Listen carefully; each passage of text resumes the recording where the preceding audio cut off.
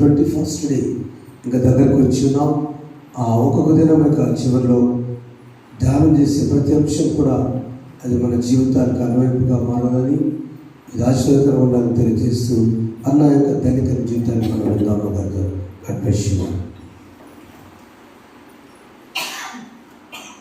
దేవుని నామానికి స్తోత్రములు. మీ అందరికీ నా హృదయపూర్వక వందనములు. వీడియో ఇస్తున్న వారికి కూడా నా హృదయపూర్వక వందనములు. ఈరోజు మనం ధన్యమైన అన్న గురించి మనం ఒకసారి మనకు అన్నీ తెలిసిన విషయాలు మళ్ళీ ఇంకోసారి మనం జ్ఞాపకం చేసుకుందాం. ధన్యాని ఇది ఎప్పుడు పిలుతురు ప్రభువా, ధన్యాని ఇది ఎప్పుడు పిలుతురు ప్రభువా, ధన్యతో నందగూరి నీ దయని వేడుకొంటి, ధన్యాని ఇది ఎప్పుడు పిలుతురు ప్రభువా.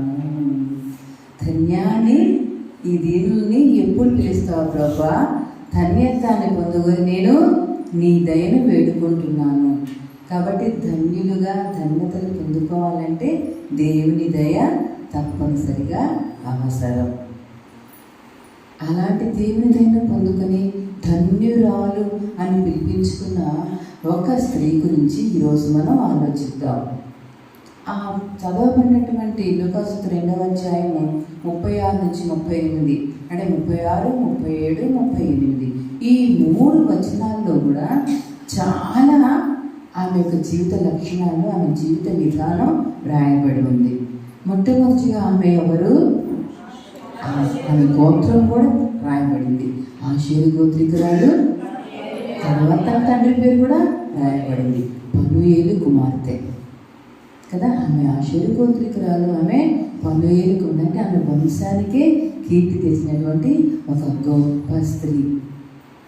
అంతకంటే మించి ఆమె యొక్క ప్రత్యేక లక్షణం, ఆమె ఒక ప్రవక్తి, అంటే ప్రవచనాలు చెప్పే స్త్రీ. ప్రవచనము అనగా దేవుని యొక్క మాట. దేవుడు ఏం మాట్లాడాలో అది మనుష్యులతో ఇలాగ ముఖాముఖిగా మాట్లాడడానికి అవకాశం లేని పరిస్థితులు పురాతన కాలంలో. ఎందుకు? మన దేవుడు సర్వభూమికి రాజై ఉన్నాడు, ఆయన మహోన్నతుడు, ఆయన భయంకరుడు, ఆయన పరిశుద్ధుడు, మనుష్యుడు పాపులు. కాబట్టి పాపానికి నీతికి ఎంత దూరం ఉంది? పడమటికి తూర్పు ఎంత దూరమో అంత దూరం ఉంది. కాబట్టి దేవుడు ఏ విధంగా మాట్లాడతాడు? మనుషులతో మాట్లాడడానికి అవకాశం లేదు. కాబట్టి ఒక మనిషిని ప్రత్యేకించుకొని వారి ద్వారా మాట్లాడతాడు. అయితే బైబిల్ గ్రంథంలో ప్రవక్తలు 12 మంది ప్రవక్తలు పురుషులైతే, ఇక్కడ ఈమె ఒక స్త్రీ. 8 మంది ప్రవక్తిలు ఉన్నారు. ప్రవక్త పురుషం, ఇదేమో స్త్రీలింగం, ఇది పురుషలింగం. ఏంటి? ప్రవక్తి. ఈ స్త్రీలలో ప్రవక్తలు ఎవరు అంటే 4. మొట్టమొదటి ప్రవక్తి మనకు తెలుసు ఎవరు? ఆమె మిరియాము, మోషే అహరోనుల యొక్క సహోదరి. ఆ తర్వాత దెబోరా అనే ఒక న్యాయాధిపతి, ఆమె కూడా ప్రవక్తినే. ఆ తర్వాత హుల్దా అనే ఆమె ఒక ప్రవక్తి. ఆ తర్వాత ఈమె అన్న. ఇంకా ప్రవక్తులు కూడా ఉన్నారు. ఎవరు?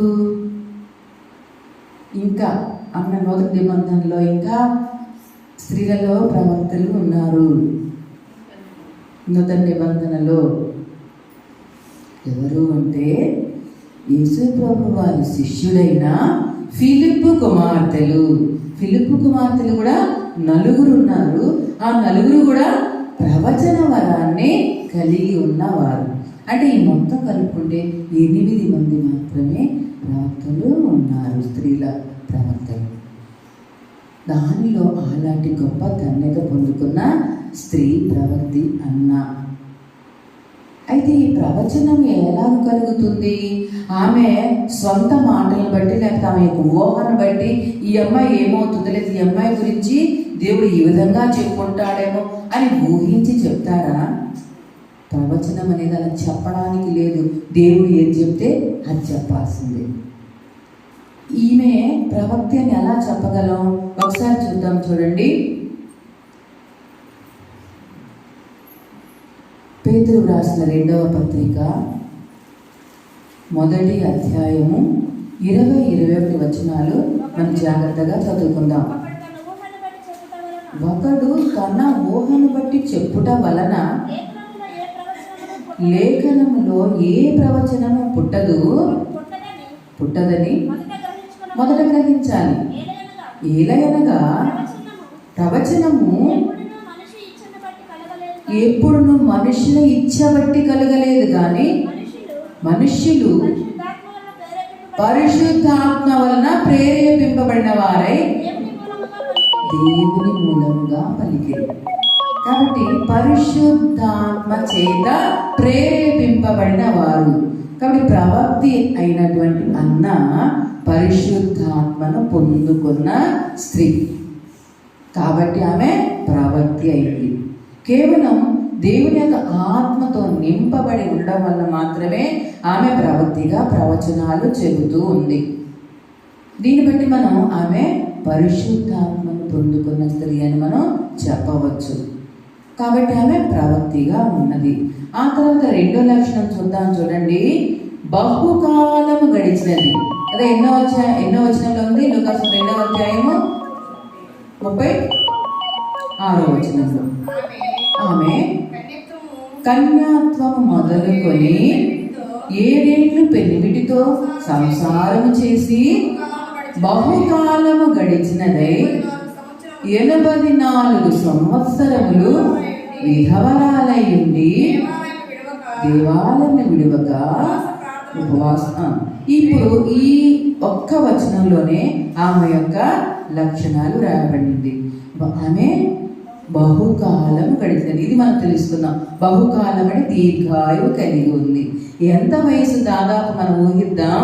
కన్యాత్వం అంటే 13 లేదా 14 సంవత్సరాలు అనుకుందాం. అప్పటి నుంచి 7 సంవత్సరములు, 13 + 7 20 సంవత్సరములు కుటుంబ జీవితం. ఆ తర్వాత 84 సంవత్సరాలు ఒంటరిగా ఉంది. అంటే మొత్తం 104 సంవత్సరాలు బ్రతికిన స్త్రీ ఇంకా బ్రతికే ఉంది. ఆ సమయంలో కూడా ఈ ప్రవచనం రాసేటప్పుడు కూడా 104 సంవత్సరాలు బ్రతికి ఉంది. అంటే ఆమె దీర్ఘాయువు కలిగిన స్త్రీ. దీర్ఘాయువు ఎక్కడి నుండి వస్తుంది? మనం చెప్పుకున్నాం. ఎక్కడ? చాలా ఉంది.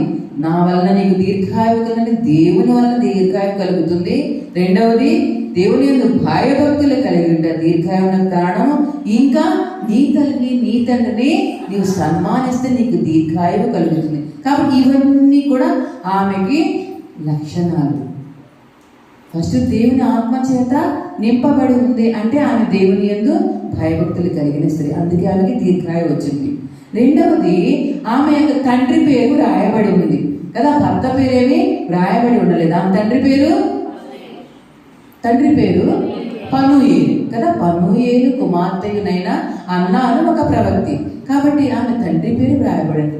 తల్లిదండ్రులు గౌరవించిన స్త్రీ. అందుకే ఆమెకి దీర్ఘాయువు కలిగిన, అందుకే ఆ బహుకాలము గడిచినదే. కాబట్టి ఆమె దీర్ఘాయుష్ను పొందుకున్న స్త్రీ, దేవుని భయభక్తులు కలిగిన స్త్రీ అని మనం చెప్పుకోవచ్చు. ఆ తర్వాత అదే వచనంలో బహుకాలము గడిచినదే 84 సంవత్సరములు విధవరాలై ఉండి దేవాలయమును విడువక ఉపవాస ప్రార్థనలు చేస్తూ ఉన్న స్త్రీ. ఇక్కడ ఆగుదాం. దేవాలయంను విడువక ఉపవాస ప్రార్థనలు చేస్తూ ఉంది. ఎవరి కోసం చేస్తూ ఉందా? ఆమె బిడ్డలు కానీ ఆమె కుటుంబం గురించి అక్కడ వ్రాయబడి ఉందా? ఎవరన్నా ఉన్నారా? ఆమె జస్ట్ 7 సంవత్సరాలు కుటుంబ జీవితం గడిపింది. ఆ తర్వాత ఒంటరి మహిళగానే ఉండిపోయింది. అయితే ఆమె అటు ఇటు కొండలు చెప్పుకుంటూ ఆ ఇంటికి ఇంటికి తిరగకుండా ఏం చేస్తూ ఉంది ఆమె? ఉపవాస ప్రార్థనలు చేస్తూ దేవాలయాన్ని విడువగా ఉంది. ఎందుకు ఉపవాస ప్రార్థన వల్ల ఉపయోగం ఏంటి? ఎందుకు ఉపవాస ప్రార్థన ఎవరి కోసం చేస్తుందామె? దేవాలయంలోకి వచ్చినటువంటి ప్రతి బిడ్డ గురించి ఆమె ఉపవాస ప్రార్థన చేస్తూ ఉంది. ఏంటంటే ఉపవాస ప్రార్థన వల్ల ఉపయోగం చూద్దాం. చూడండి ఎందుకు. ఎజ్రా గ్రంథం 8వ అధ్యాయము 23వ వచనం. ఎజ్రా గ్రంథం 8వ అధ్యాయము 23వ వచనం. మేము ఉపవాసముండి ఆ సంగతిని బట్టి మా దేవుని వేడుకొనగా ఆయన మా మనవిని అంగీకరించాను. అంటే ఉపవాస ప్రార్థన వలన ఉపయోగం ఏంటి? దేవుడు మనవిని ఆలకిస్తాడు. ఎవరైతే ఉపవాస ప్రార్థన చేస్తారో వారి మనవిని దేవుడు ఆలకిస్తాడు.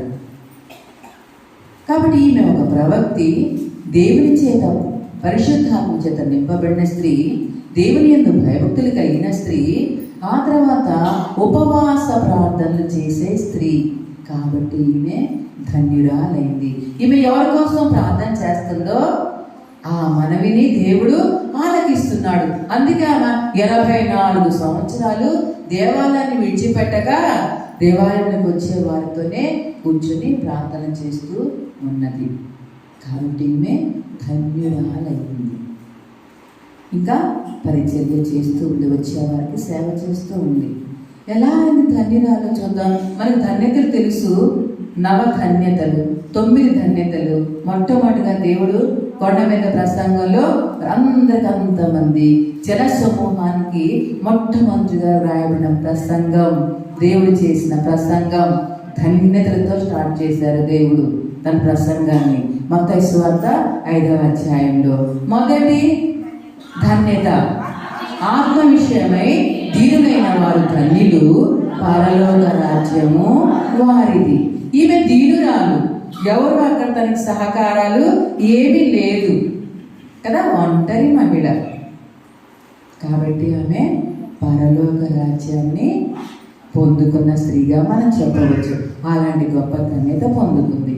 ఇంకా ఉన్నాయి చూడండి. దుఃఖపడువారు ధన్యులు, వారు ఓదార్చబడరు. ఉపవాసం ఉండి కన్నీళ్లు విడుస్తూ ఆమె ప్రార్థిస్తూ ఉంది. అందుకే ఆమె మనవిని దేవుడు ఆలకిస్తూ ఉన్నాడు. అలాంటి ధన్యత కూడా పొందుకుంది. ఇంకా సాత్వికులు ధన్యులు, అందరితో ఆమె మాట్లాడుతూ ఉంది. సాత్వికులు ధన్యులు భూమిని స్వతంత్రించుకుంది. 84 సంవత్సరాలు దేవాలయంలో ఉంది అంటే అందరితో సమాధానంగా సాత్వికంగా మాట్లాడుతుంది. ఆ ధన్యత పొందుకుంది. ఆ తర్వాత నీతి కొరకు ఆకలి తప్పులు గల వారు ధన్యులు, వారు తృప్తిపరచబడదురు. ఇది ఒకసారి ఆలోచిద్దాం. ఆమె ఏ విధంగా తృప్తిపరచబడింది? నీతి కొరకు ఆకలి దప్పులు, నీతి, దేవుని నమ్మడం. దేవుని నమ్మినందువలన ఆమెకి ఏ ధన్యత, ఎలాగ తృప్తిపరచబడింది? దేవాలయంలోనికి వచ్చి ఆ సమయంలో సుమియోను అన్న ఇద్దరు ఉన్న సమయంలో లోకరక్షకుడైన బాల యేసుని తన కనులారా చూచి తృప్తి పొందే ధన్యతని అన్న పొందుకుంది. కాబట్టి ఇన్ని ధన్యతలు పొందుకున్న అన్న అనేటువంటి గొప్ప స్త్రీ ద్వారా మనం నేర్చుకోవలసిన అంశము మొట్టమొదట దేవుని యొక్క ఆత్మను పొందుకునే స్త్రీలుగా ఉండాలి. దేవుని ఆత్మ అంత్య దినములలో అందరి మీద నేను నా ఆత్మను కుమ్మరిస్తాను అని దేవుడు చెప్పాడు. కాబట్టి దేవుని మాట నమ్మి మనమందరం కూడా దేవుని ఆత్మను కలిగి ఉండి ఒక ధన్యతను పొందుకుందాం. రెండవది, దేవుని యందు భయభక్తులు కలిగిన స్త్రీ కాబట్టి ఆమె దీర్ఘాయువు పొందుకుంది. బహుకాలము గడిచింది. ఒంటరిగా ఉన్నప్పటికీ 84 సంవత్సరాలు సంతోషంతో దేవాలయంలో ఉండగలిగింది. కాబట్టి అలాంటి దీర్ఘాయుష్ని కూడా పొందుకునే ధన్యతను పొందుకోవాలి. దేవుని యందు భయభక్తులు కలిగి ఉందాం. ఆ తర్వాత ఆమె ఉపవాస ప్రార్థనలు. మనం కూడా ఉపవాస ప్రార్థన చేసి మనము వేరే వారి గురించి ఏ మనవులు చేస్తున్నామో అది దేవుడు అంగీకరించినట్లుగా ఉపవాస ప్రార్థన చేసే ధన్యతను స్వతంత్రించుకుందాం. ఆ తర్వాత దేవుణ్ణి కళ్ళారా చూచి తృప్తి పొందేటువంటి ధన్యతను పొందుకుందాం. ఈ గొప్ప ధన్యతలన్నీ పొందుకోవాలి అంటే ఒకే ఒకటి, దేవుని యందు భయభక్తులు కలిగి ఉండడమే. నీ యందు భయభక్తులు గలవారి ఎడల దయచూపుచున్నావు తరతరముల వరకు. నీ యందు భయభక్తులు గలవారి ఎడల దయచూపుచున్నావు తరతరముల వరకు.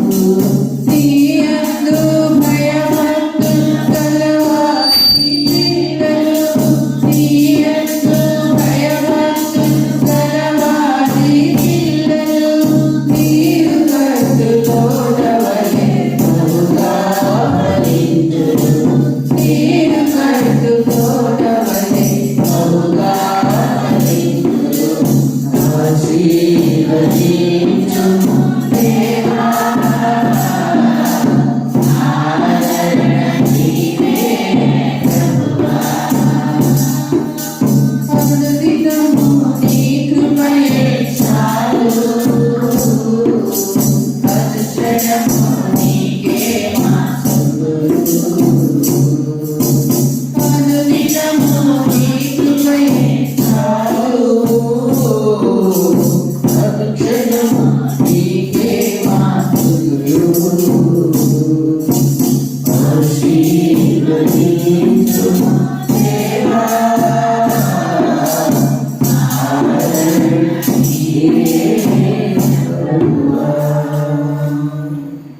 దేవుడు మనల్ని మన బిడ్డలను ఆశీర్వదించి ధన్యులుగా చేయనుగాక. ఆమేన్. ఆ ఫస్ట్ న్యాచురల్ వరకు సంఘానికి వారికి మరొకసారి నా ధన్యవాదాలు. సభకు అన్నాన్ని ధన్యత ఆ తల్లి ఏ విధంగా ధన్యతలు పొందారు. నిజమే, మరియా దయాప్రాప్తురాల నిత్యం అన్నట్లుగా ఒక చిన్న యవ్వన కన్యకి ధన్యత వచ్చింది. బాగా 104 సంవత్సరాల వృద్ధాపులను కూడా ధన్యత. God is ready to bless each individual. దేవుడు వయో పరిమితి లేకుండా వారు చాలా చక్కగా చెప్పారు. దీర్ఘాయు కావాలంటే భక్తి కలిగి ఉండాలి. ధన్యంగా జీవించుంటే ఆత్మపూర్ణై ప్రవచించాలి. ఇలాంటి జీవితాలు మనం కలిగి ఉంటే మూడవది గౌరవించాలి. ఒంటరి స్త్రీలను గౌరవించాలి. నాకు ఎదురొస్తుంటే కబక్కలు పట్టుకెళ్తారు. బండికి ఎదురొస్తుంటే కారు కలిసి కొంపలేని మునిగిపోయినట్టు నేను వెంటనే ఆపి రామా రా పాస్టర్ ఆంటీ రా. ఎందుకు తెలుసా, వాళ్ళు మాత్రమే హృదయపూర్వకంగా నేను ఎదురించినా కూడా చల్లగా ఉండాలి దీవిస్తారు. చెప్పకూడదు ఒకసారి మన ఒంటరి సహోదరు యొక్క తరుణము చెప్పకూడదు. They will honour us. వారు మనం చాలా అబ్బాయి ఏమి ఎదిరించిన అనుకోకూడదు. ఆమె ఎదిరించిన దృష్టం మన ప్రేమగా దాన్ని. తిమోతి రాసిన మొదటి పత్రిక 5వ అధ్యాయం ఒక్క వచనంలో చదువుకొని ప్రార్థన చేసుకుందాం. తిమోతి రాసిన మొదటి పత్రిక. తిమోతి చెబుతున్నాడు, అపోస్తలుడైన పౌలు గారు యవనస్తుడైన తిమోతికి జాతీయ ప్రియకుమార్తెతో వృద్ధిని గద్దింపగా తండ్రిగా భావించి అతన్ని హెచ్చరించుము.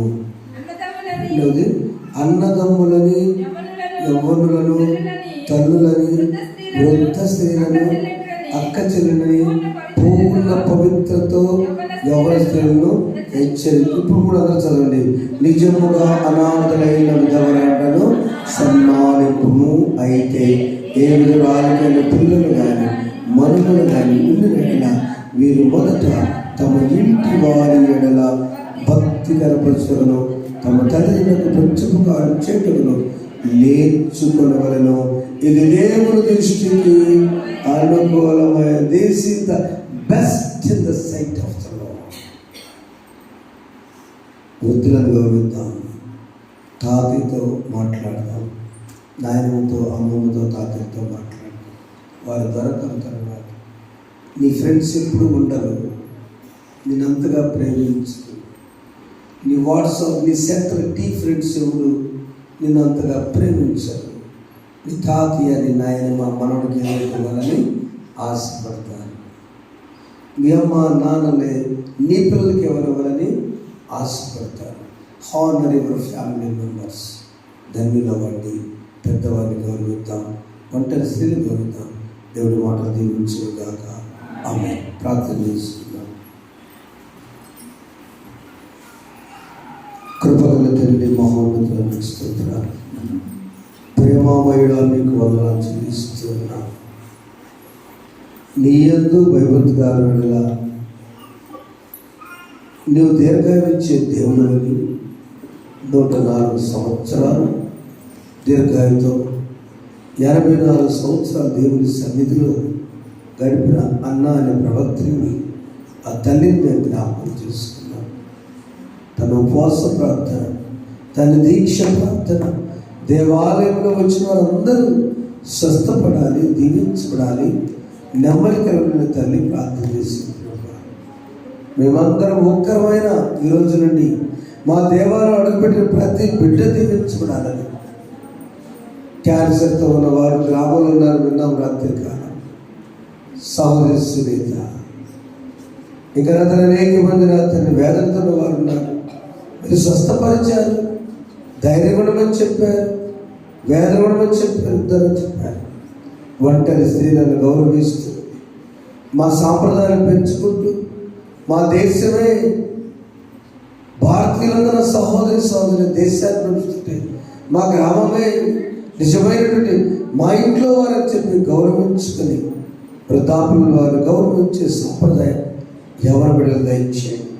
తల్లిదండ్రులు గౌరవించే సాంప్రదాయం మీరు సన్మానించమని చెప్పారయ్యా. ఆ గౌరవ సన్మానం ప్రతి బిడ్డ పొందుకుని వారి చేత దీవించబడే వారికి ఇచ్చేయండి. వారికి దీని అవసరాలు బలపరచండి, సగవంతను ఆశీర్వదించండి. ఎదుటి స్నాక్స్తో వివాహం జరుపుకుంటూ వచ్చిన రవి గారిని గర్దించిస్తున్నట్టు ప్రార్థిస్తున్న చూపండి. యేసు నామమున వేడుకొని ప్రార్థిస్తున్నాము తండ్రి, ఆమేన్. మమ్మల్ని ఉదయం వరకు సురక్షితంగా కాపాడు ఓ ప్రభువా, మా పరలోకపు తండ్రి, సర్వశక్తిగా నిత్యుని దేవా, ఈ మహాశక్తితో ఈ దినమంతా మమ్మల్ని సంరక్షించు. ఈ దినం మేము ఏ పాపంలోనుగా ఏ విధమైన అపాయం ఎంచుకున్నట్టు కృప చూపుము. మా కార్యములని నీ ఆజ్ఞకు అనుకూలమై నీ యందు దృష్టించి నీతియుక్తముగా అన్నట్టు మిమ్మల్ని నీతోనూ పరిశుద్ధాత్మతో సదా ఏక దేవుడై యుగయుగములు జీవించి పరిపాలించుతుంది నీ కుమారుడు మా ప్రభువైన యేసుక్రీస్తు ద్వారా నేను వేడుకొనుచున్నాను. ఆమేన్. పరలోకమందున్న మా తండ్రి, నామము పరిశుద్ధపరచబడును గాక. నీ రాజ్యం వచ్చును గాక. నీ చిత్తము పరలోకమందు నెరవేర్చినట్టు భూమి మీద నెరవేరును గాక. మా దాన్ని మాకు దయచేయండి. ఆయన ప్రార్థన చేసేవారు మేము క్షమించిన ప్రకారం మా ప్రార్థనను క్షమించు. దృష్టిలో తప్పించు. రాజ్యము, శక్తియు, మహిమయు నిరంతరం నీవైనవి. ఆమేన్. మన తండ్రి అయిన దేవుని ప్రేమ, ప్రభువు యేసుక్రీస్తు వారి కృప, పరిశుద్ధాత్మగా నేను సహవాసం ఇప్పుడు సుధాకాలం మీకు మీ కుటుంబాలను ధన్యులుగా చేసి దీర్ఘాయువుతో ఆనందంతో దీవించడం సహాయం చేయను గాక. ఆమేన్. కన్యగర్భమందుకోటె కరుణగల రక్షకుడు క్రీస్తుడు, ధన్యులగుటకు ఉండి వేగం దీనులై సర్వమాన్యులై చింతలేదిక యేసు పుట్టెను పేదగను బెత్లెహేమందున చెంత చేరెను రండి సర్వజనాంగమా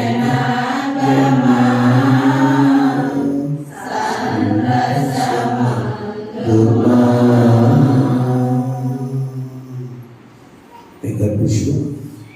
దేవుడు మిమ్మల్ని ధన్యులు చేయను కాక. ఆమేన్.